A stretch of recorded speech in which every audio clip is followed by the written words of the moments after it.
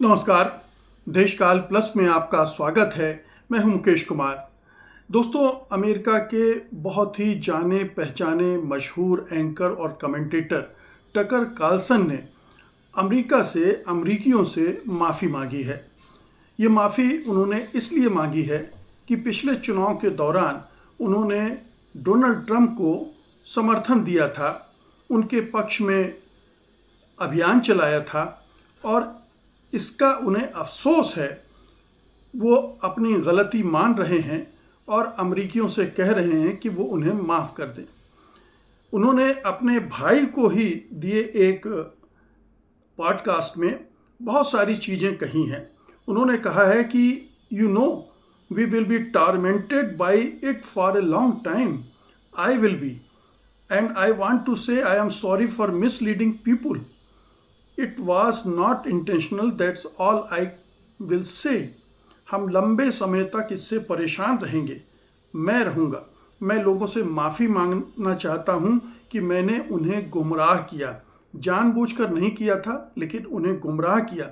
उन्होंने और भी चीज़ें कहीं।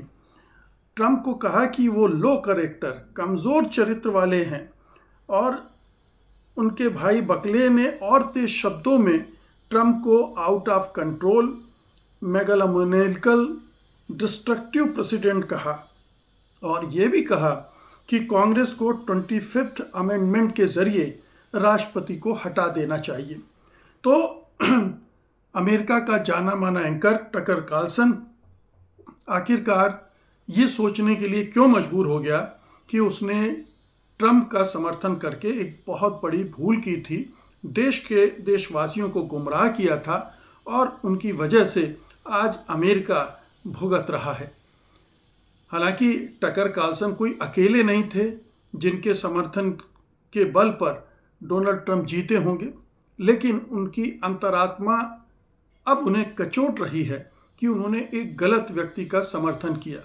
टकर कार्लसन दक्षिणपंथी हैं, कंजर्वेटिव हैं, वो बहुत उदार किस्म के व्यक्ति नहीं हैं, लेकिन उस कंजर्वेटिज्म में जो एक थोड़ा बहुत आदर्शवाद और नैतिकता रहती है, शायद वो उनको परेशान कर रही है, और इसलिए उन्होंने इस तरह की बातें कही हैं।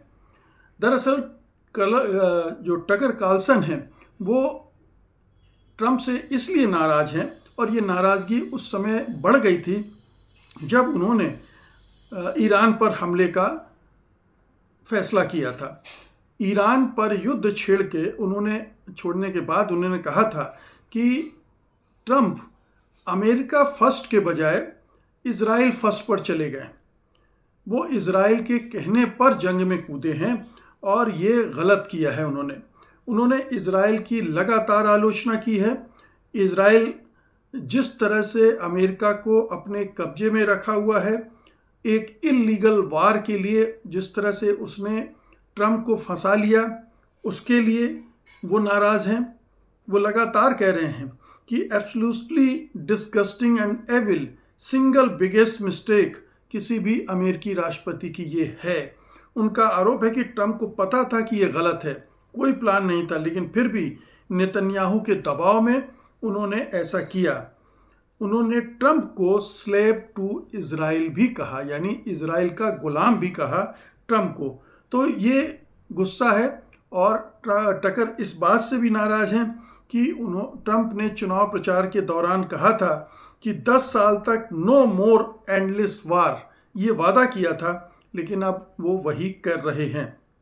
तो ये नाराज़गी टकर कार्लसन की है, एक एंकर की है, एक कमेंटेटर की है जो खुलकर बोल रहा है। उसने ये भी कहा है कि हो सकता है कि उसकी हत्या करवा दी जाए। इसके पहले कई ऐसे लोगों की हत्याएं हुई हैं। मोसाद इस तरह की हत्याओं में शामिल रहा है। इज़राइल ये काम करता रहा है, यहाँ तक कि अमेरिकी राष्ट्रपतियों की हत्या तक में इज़राइल का नाम आता रहा है। तो टकर कार्लसन ने खुलेआम राष्ट्रपति डोनाल्ड ट्रंप से पंगा ले रखा है, उनकी बार बार आलोचना कर रहे हैं, और लगातार ऐसे हमले कर रहे हैं जो बहुत घातक हो सकते हैं, ख़ासतौर पर इस समय जब ट्रंप की लोकप्रियता बहुत नीचे चली गई है। ईरान वार के दौरान और भी नीचे चली गई है। अमेरिका में गैसोलीन के दाम बढ़ते चले जा रहे हैं, महंगाई बढ़ती जा रही है और पूरा जनमत ट्रंप के खिलाफ बन रहा है। ऐसे में उनके ही खेमे का एक नामी गरामी चेहरा अगर उनको इस ढंग से उनके खिलाफ निंदा अभियान चलाता है तो जाहिर है कि वो टारगेट पर आ सकता है। लेकिन मुद्दा ये नहीं है, मुद्दा अब ये है कि क्या जिस तरह से अमेरिका के एक पत्रकार एंकर की अंतरात्मा ने उसे कचोटा और वो अब खुलकर अपने को धिक्कार भी रहे हैं और अमेरिकी जनता से माफ़ी भी मांग रहे हैं और ट्रंप की आलोचना, निंदा, भर्त्सना भी कर रहे हैं, क्या इस तरह का कोई प्रयोग, इस तरह का कोई प्रवृत्ति हमारे गोदी मीडिया के एंकरों में भी देखी जाएगी? क्या कभी वो भी अपनी अंतरात्मा में झांकेंगे कि पिछले 12 साल में उन्होंने ये पूरे देश को गुमराह नहीं किया है, उन्होंने पूरे देश को बेवकूफ़ नहीं बनाया है, उन्हें हिंदू मुसलमान करके लड़ाया नहीं है और उन्होंने उस व्यक्ति का और उस पार्टी का समर्थन किया है जो इस तरह की नीतियों से पूरे देश में जहर खोल रही है, जिसने जितने भी लोकतांत्रिक और संवैधानिक संस्थान हैं उनको नष्ट भ्रष्ट किया है। वो चुनाव आयोग और चुनाव प्रक्रिया को पूरी तरह से हाईजैक कर चुकी है और इस देश में अब स्वतंत्र और निष्पक्ष चुनाव होने की गुंजाइश लगभग खत्म कर दी है। ऐसे में क्या इन गोदी मीडिया के एंकरों को, जो कोई हर शाम को देश को गुमराह करने वाली डिबेट करते हैं या दिन भर गलत खबरें चलाते हैं, फेक न्यूज़ चलाते हैं, मनगढ़ंत खबरें चलाते हैं और झूठ फैलाते हैं, क्या उन्हें भी कभी टकर कार्लसन जैसा एहसास होगा? क्या उनके अंदर अंतरात्मा बची है जो उन्हें कभी कचोटेगी और कभी उन्हें मजबूर करेगी कि वो भी खुलकर आए सामने और बोलें? या हमारे इन गोदी एंकरों की नस्ल इतनी डरपोक है, इतनी कायर है और अंदर से इतनी कहना चाहिए अमानवीय है, शैतान की आत्मा उनके अंदर प्रवेश कर गई है कि वो इस तरह की चीज़ें सोच भी नहीं सकते। इसके लिए आप दक्षिणपंथी हों, वामपंथी हों, किसी भी तरह के व्यक्ति हों, लेकिन अगर आपके अंदर कुछ मूलभूत सच्चाइयाँ हैं, आपका चरित्र अगर थोड़ा बहुत भी साफ सुथरा है, तो निश्चित रूप से कभी ना कभी आपको यह एहसास होगा कि आप एक गलत काम में लगे हुए हैं और आप उसके लिए शर्मिंदा भी होंगे, माफ़ी भी मांगेंगे और जो आपने गलत काम किए हैं उसको सार्वजनिक रूप से स्वीकार भी करेंगे। क्या हम उम्मीद करें कि आज नहीं तो कल हमारे अर्णब गोस्वामी हैं, सुधीर चौधरी हैं, अशोक श्रीवास्तव हैं, अंजना ओम कश्यप हैं, ये तमाम जो जहर उगलने वाले एंकर हैं, रूबिया लियाकत हैं, ये तमाम एंकर कभी अपनी गिरबान में झांकेंगे और अपने प्रति घिन महसूस करेंगे और पश्चाताप करेंगे, प्रायश्चित करेंगे?